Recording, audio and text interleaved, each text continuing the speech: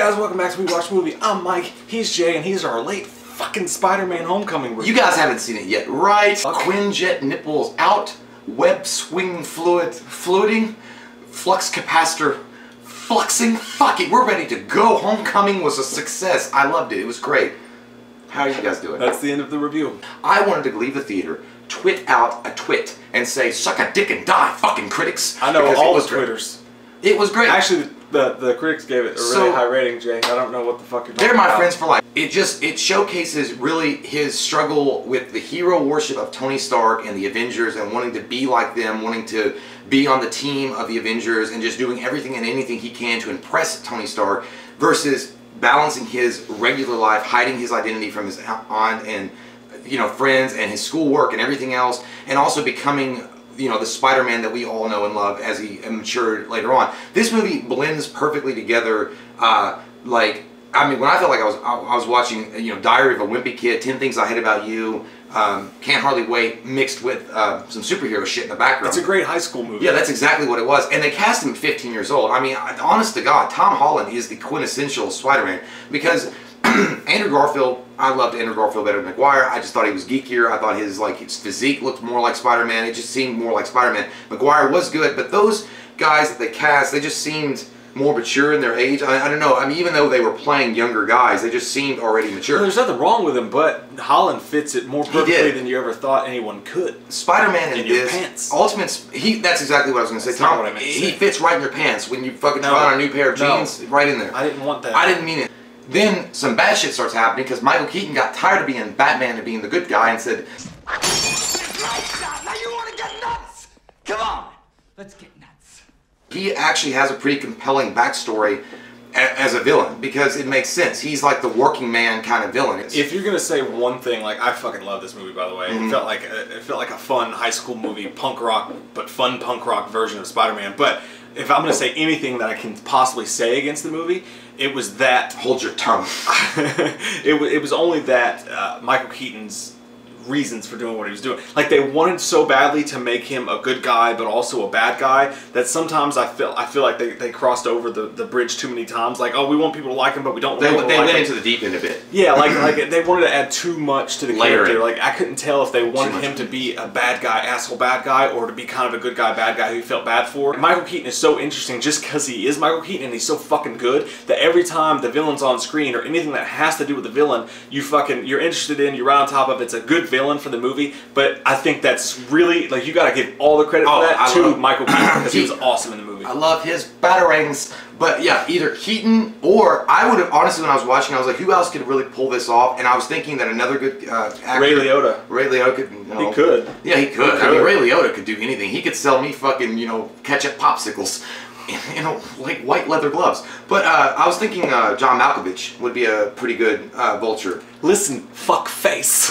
It's got alligator blood. In my club, I'll splash the pop anytime I fucking want. Goddamn Oreos! Iron Man is sprinkled throughout it just right. The little pepper and salt that you need to make everything nice. And Happy Hogan is mainly the guy that Peter Parker is interacting with as far as what the Iron Man cast goes with. And that relationship actually is a really cool, like, growing up father figure. Not really the father figure, like, Tony Stark is more the father figure to Tom Holland, but Happy Hogan's more the uncle that doesn't really want to deal with him, that he has to babysit. And he's like, I don't want to hear about it all the time. And that was another cool thing, that they explored the low down kind of stuff that Spider-Man is. He's not like up already saving like super powered or beating up super powered villains and doing all this crazy Avenger shit. He's doing fuck up things, like he's fucking up. Like there's scenes in the movie where he has nothing to do. Like, he's just like walking around, he's on top of a building, the guy's like, hey, are you Spider-Man? He's like, yeah. He's like, do a flip. A lot of times when I watch Marvel movies now, there's so much, just like Game of Thrones, like I have to watch for this and watch for this tie-in and watch for that.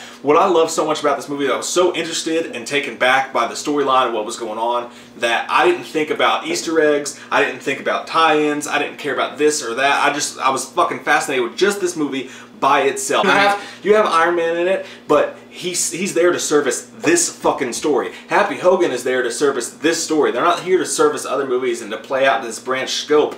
In the trailer, when you see him say, "Why can't you just be like neighborhood Spider-Man?" The movie is all about that. Like, it actually lives up to that. Like, low to the ground. Like, yeah, it's contained and it's so good that you don't give a fuck what's happening. In the rest of the Marvel universe, they give you the fan service and what you want with like you saw in the trailer, the Captain America on the TV in gym class. They make a couple jokes here and there, but the movie is so good it just stands by itself, and it's so fun and interesting, and the action scenes are entertaining as hell. I felt like when I was introduced to the villains and the fight sequences, which were cool. I mean, they were really neat and badass, but they felt more like, and not in a cheesy way, it's going to come out and sound cheesy, but in a good way. Do you remember the 90s animated Spider-Man TV show? Like, it came out in 94? I felt that watching this movie. Yeah, it felt like cool shit like that. Like, it felt like an actual, real-life animated Spider-Man. You know, that was fucking great, dude. I loved it. I thought those scenes were handled so well, and it had the perfect blend, like I said, of like the comic booky stuff. It was like the comic books came to life, and the animated series of Spider-Man came to life with just the right kind of realistic high school take, where you're like, you know what, because Peter Parker has always been relatable anyway, but they really make you relate to him, especially if you've always been that awkward kind of social outcast kid in high school. You're not really fitting in, and he does perfectly, and especially when his friend Ned's like, how does it feel to be really famous but nobody knows who you are? I was like, I don't know, I feel like that every day. I mean, overall, this movie's a fucking 10. I had a really good time watching this. I think anybody that goes and loves superhero movies, that loves Spider-Man, is going to have a great time. You can take your kids to go see it, whoever you want to take to go see it. Everybody's going to get it and love it. My kid turned around to me as soon as the movie ended, and she turned around, and I'm so proud as a dad. She said, fuck. She says that all the time. No, I'm kidding. She turned around and she was like, I can't wait for the Blu-ray to come out. And I was like, you're my fucking kid. I didn't say that to her. But I was like, you're my fucking kid. I give it a 9.5 out of 10. Ooh, you didn't go 10? No, I didn't go full on 10, man. I can't. I can't.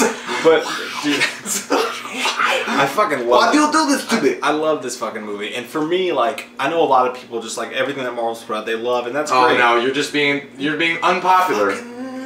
Because I just feel like I could watch this and there could be no Marvel Universe or anything else going on, and it's just a good fucking movie. It's not just a good Marvel movie, it's not a good piece of the universe, it's just a great fucking movie. The story, the characters alone, it's so low to the ground, and it felt fresh. And for Marvel to do something for me that felt fresh was like, dude, that was like putting ribs on a burger, man. So it's crazy. It's like, don't get crazy. It was exactly what, for me, it's exactly what I needed Marvel to fucking do.